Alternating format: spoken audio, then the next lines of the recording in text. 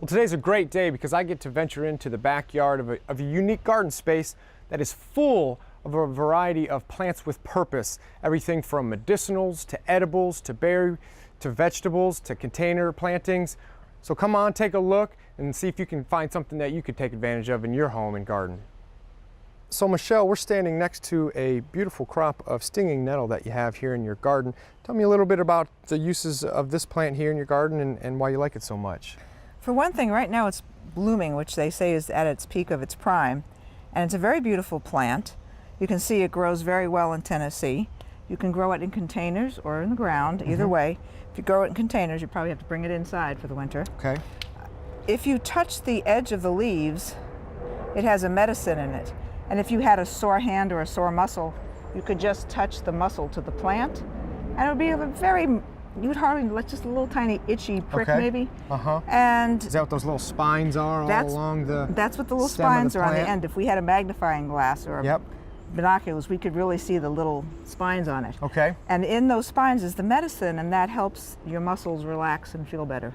Gotcha. It's also a wonderful plant to eat. It's loaded with calcium and other nutrients. And how do you process it to ingest it? You could probably just grind it up, maybe dry it out. You could do that. Grind it. It'd be better probably to dry it because then you wouldn't get pinched. Yep. Okay. You can dry it. You can make things out of it, you know, salves and things out of it. It grows in the sun, shade. I see it's kind of growing. It's kind of a mixed-use plant. Pretty tough. It'll grow in either place. It'll grow in the sun and it'll grow in the shade, not as quickly, but it will still be fine, you know, and be healthy in the shade too.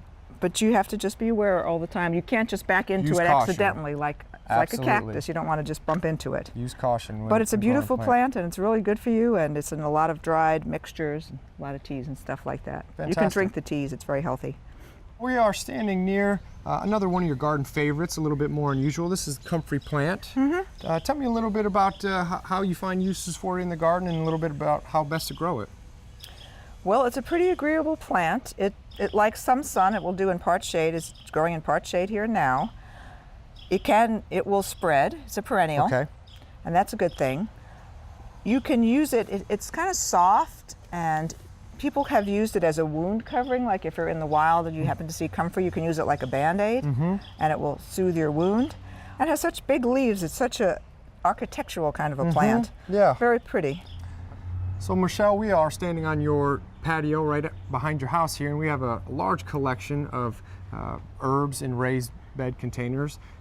And you were mentioning to me that you have a covering that you use to kind of keep the insects off, and one of those herbs that you keep the insects off that you've done well with is this catnip here. Tell me a little bit about how you use catnip and why we should grow it in our own homes. Okay. Of course we know you have to grow some for your cat, but right now it's flowering too, and it's beautiful and it has a great aroma. It makes a wonderful tea. You can use it fresh in tea. You can also dry it. And it's a very soothing tea. It will help you relax if you want to go to sleep, you know, like have it an hour before you go to sleep. And my grandma used it. She said that you make a tea of it and you give it to colicking babies. Okay. And it relaxes them so that they'll stop crying.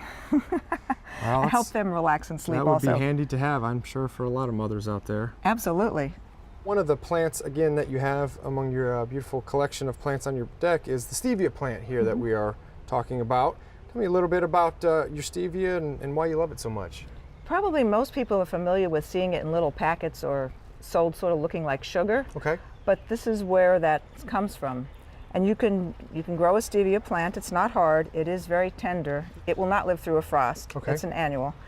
And you can just take the leaves and just nibble on them, and it's like very sweet. Super sweet. Very sweet. Very is sweet. that right? Huh. Sweeter than sugar, they say. Without the calories, is that right? Yeah, without the calories. Well, that's kind of a homegrown sweetener. Right, and it's a perfect thing right that. And if you're diabetic or something like that, maybe that's a possible choice that you might want to make. And this is very tall this year, I guess, because of the rains we've been having. It's not always so tall. And even though it is an annual and doesn't survive our winter times, it's very easy to grow here in the garden, either in a container or out in the ground. Is that right? That is true. Very, very kind of robust plant. You usually only need one. This is, you know, it kind of really thickens up as you kind of get it in the ground. I've been to a couple stevia plantings that are just almost become small bushes. Nice. Rather. So I've noticed, Michelle, as your entrance, the beginning entrance, you have it's flanked by a gorgeous, large, healthy elderberry bush tree, depending on how you want to use it or limb it up. Tell me a little bit about your success here with it. It is doing very well. It's very happy. It's a perennial, keeps growing. You can prune it if you needed to keep it contained in a certain space. That would be entirely possible. This is the flower. The flower is beautiful and has fragrance to it. You can probably you can probably test some of the aroma. Smells great. As it goes by you. And then after the little petals fall off, it makes these little beginning of the elderberries, which are green, and they'll get much larger, and then later in the season, more towards the end of August, September, they start turning purple. Darkish purple berry. And they're a purple berry, and you'll know when they're ripe because the birds will be eating them. Yep. And they will be dropping them all over your driveway. Yep. So make sure you be wise on where you have a planting of this. But the leaf is beautiful. It's leaflets, and it's just a very pretty plant. Yes. It is a perennial, so that's always a bonus. It keeps coming back every year. And the blooms are gorgeous. It's not a troublesome plant. It doesn't attract a lot of... Right. Very easy to grow. Easy to grow. Covered, prolific in the berry set of all these buds all around the whole tree. Can be used for juices, syrups, preserves, help me out jelly, here. Yep. Jam, all kinds of things. You can make elderberry wine. Woohoo! Right. Great medicinal purposes. Good for digestion. Boost the immune system. Just has been used for many years. But just be conscious of it. It comes back every year, and it also is going to grow wherever it's planted. And very healthy, and very minimal pests and diseases are attracted to this plant. So maybe include it in the back of the border or the any sun or part sun areas. Great native.